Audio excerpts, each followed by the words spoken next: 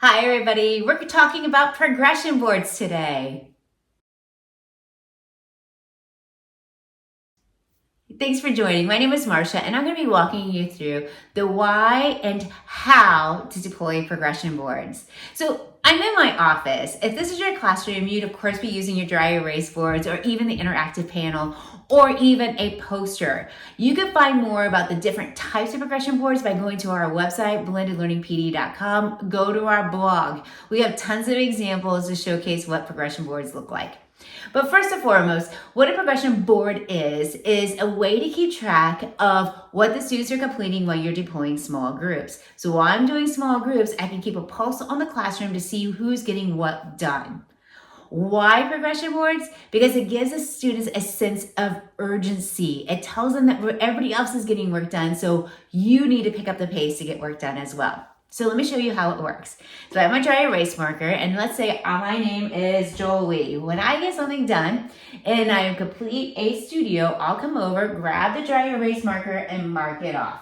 So right now, Jolie and Madison have completed all of the studios, while Caden hasn't done anything.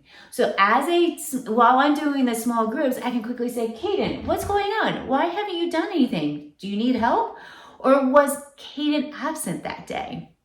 My extra bonus that I added to my progression board is I added percent.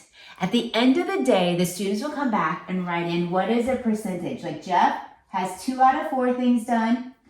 Maddie has 4 out of 4. And Jolie now has 4 out of 4, where Caden has 0 out of 4.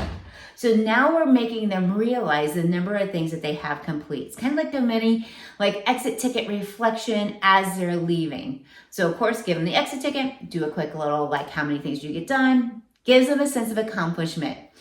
Love the progression board because eventually it will turn into a multiple day progression board, repeating.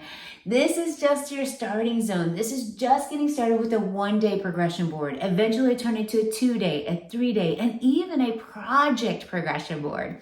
So again, go to blendedlearningpd.com. Go to the blog, look for our progression board examples. We'll walk you through even more detail on how you can use these inside of your Learning Studio days.